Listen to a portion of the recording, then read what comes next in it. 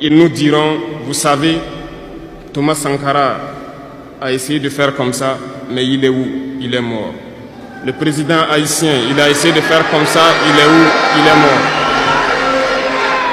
Kadhafi a essayé comme ça, il est où? Il est mort. Voilà des propos qu'on nous tient de manière voilée pour nous faire peur. Salut à tout le monde et bienvenue une fois de plus sur votre chaîne d'information.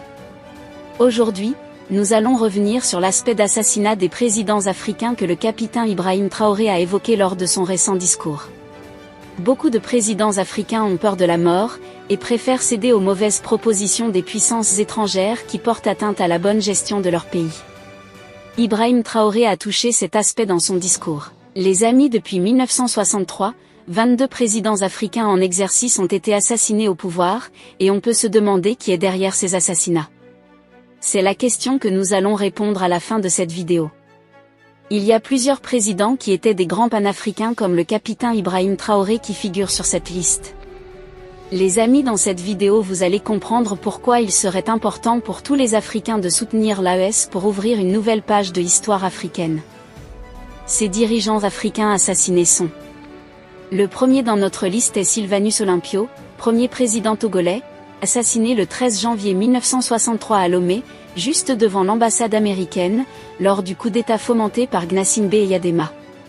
Le deuxième dans la liste est le major général Johnson Aguiyi Ironsi, le premier chef d'État militaire du Nigeria, assassiné le 29 juillet 1966 par un groupe d'hommes du nord du Nigeria. Quant au troisième chef d'État assassiné, il s'agit d'Abderrachid Ali Shermarke, président de la République de Somalie du 10 juin 1967 au 15 octobre 1969, date à laquelle il a été abattu par son propre garde du corps alors qu'il était en visite dans la ville de Lassano. Numéro 4. Abed Amani Karum a été président du Zanzibar de 1964 au 7 avril 1972, date de son assassinat par 4 hommes qui lui ont tiré dessus. Numéro 5. Richard Ratzimandrava est demeuré président de Madagascar pendant 6 jours, du 5 au 11 février 1975, date de son assassinat à Antananarivo, la capitale malgache. Numéro 6. François Tombalbay. Dingarta Tombalbay est un homme d'État tchadien qui est devenu le premier chef de l'État tchadien post-indépendance. Il a été assassiné le 13 avril 1975 dans des circonstances obscures. Numéro 7. Le général Murtala Rama Mohammad a été chef du gouvernement militaire fédéral du Nigeria, du 29 juillet 1975 au 13 février 1976, date de son assassinat. Numéro 8. Marien Ngouabi a été président du Congo, puis de la République populaire du Congo, du 31 décembre 1968 à son assassinat, le 18 mars 1977. Numéro 9. Tafari Banti a été président de la junte militaire en Éthiopie qui avait pris le pouvoir après le renversement de l'empereur Haïlé Sélassié, du 28 novembre 1974 au 3 février 1977, date à laquelle il a été assassiné. Numéro 10. Ali Swalim Tsachiwa est un homme politique et ancien président de l'État comorien qui a tenu tête à l'hégémonie française et au sinistrement célèbre Bob Denard. Malheureusement, le mercenaire le renverse et il est assassiné le 13 mai 1978. Numéro 11. Anwar el-Sadat, très connu des Algériens, a été président de l'État égyptien de 1970 au 6 octobre 1981, date de son assassinat au Caire. Numéro 12. Williams Richard Tolbert, Jr. a été président de l'État du Libéria de 1971 à sa mort, assassiné, en 1980. Numéro 13. Thomas Sankara est un homme d'État anti-impérialiste, révolutionnaire, socialiste, panafricaniste.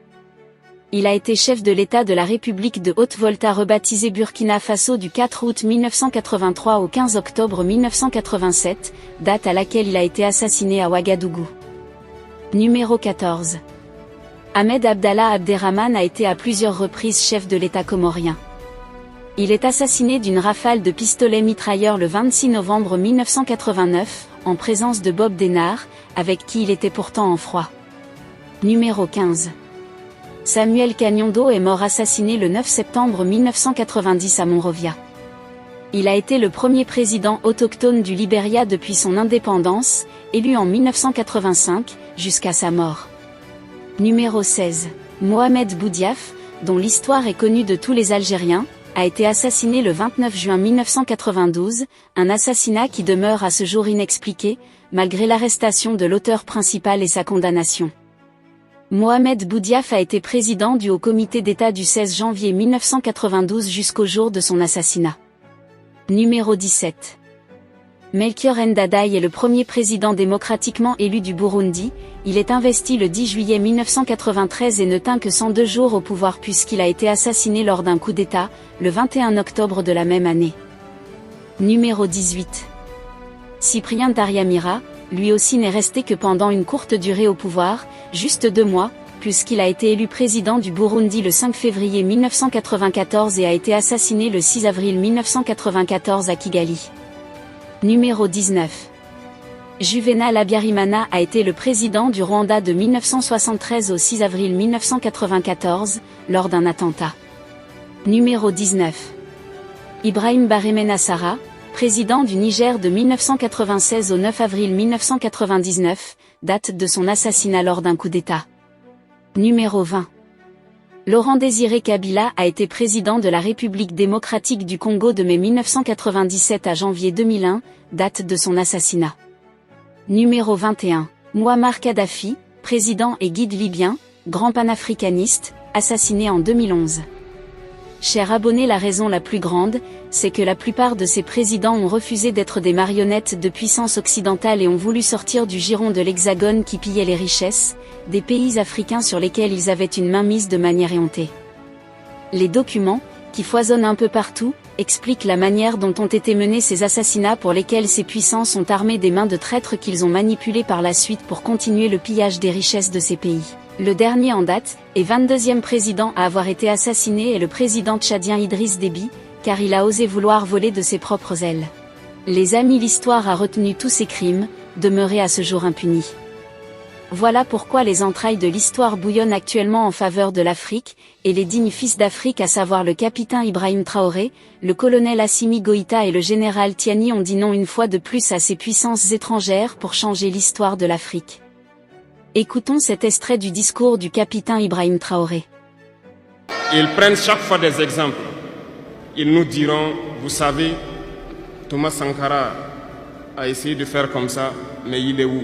Il est mort. Le président haïtien, il a essayé de faire comme ça, il est où? Il est mort.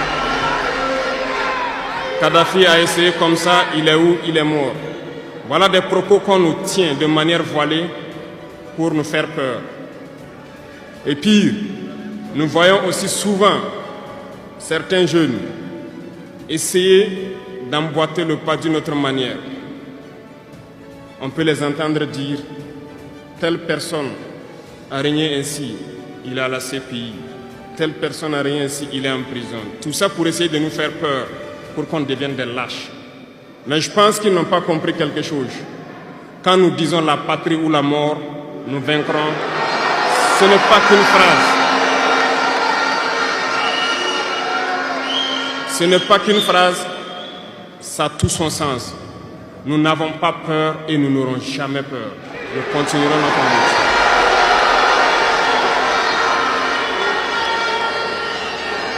Ils ont fait peur sûrement à beaucoup de chefs d'État africains. Vous voyez, souvent quand on s'exprime ou lorsqu'on a l'occasion d'être dans certaines situations à l'extérieur, nous tenons souvent des propos pour interpeller les chefs d'État africains pour qu'on se réveille, prendre soin de notre jeunesse pour pouvoir amorcer notre développement réel. Nous sommes souvent mal compris. Certains ont riposté publiquement à nos propos parce qu'ils se sentent indexés. Mais je peux vous assurer, jeunesse, que lorsque nous nous retrouvons dans les couloirs, ces mêmes chefs d'État nous disent « Vous êtes sur la bonne voie, c'est ce qu'il faut faire pour que l'Afrique puisse s'en sortir. » Alors, nous leur posons des questions à savoir pourquoi vous ne faites pas comme nous, pourquoi vous ne nous accompagnez pas. Certains nous disent qu'ils ont les mains liées, certains nous disent qu'ils ne peuvent pas. Chers aînés, chefs d'État africains, du haut de cette tribune, donc, je souhaiterais dire que les peuples africains sont les peuples les plus pacifiques. Lorsque vous reconnaissez un tort, il faut le dire au peuple. Que nous n'ayons pas peur demain de sortir et dire au peuple, nous nous excusons, nous avons été compromis, nous avons des biens mal acquis, on nous a compromis par plusieurs choses et que nous demandons pardon et nous revenons sur la bonne voie. Et de commencer à travailler réellement pour l'indépendance de nos États et notre émancipation. Et je pense que c'est possible. Si nous restons dans cette posture de peur, nous serons lâches. Et l'histoire nous jugera. Nos enfants poseront des questions, nos petits-enfants poseront des questions. Nous sommes en train d'écrire l'histoire. Il n'y a pas de place pour la lâcheté. Chers abonnés, c'est là en quelque sorte l'information que nous avons pour vous aujourd'hui. Qui est derrière ces assassinats? Laissez votre avis en commentaire.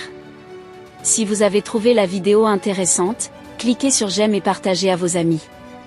Mais n'oubliez pas de vous abonner et de cliquer sur la cloche de notification pour ne pas rater les prochaines notes d'information.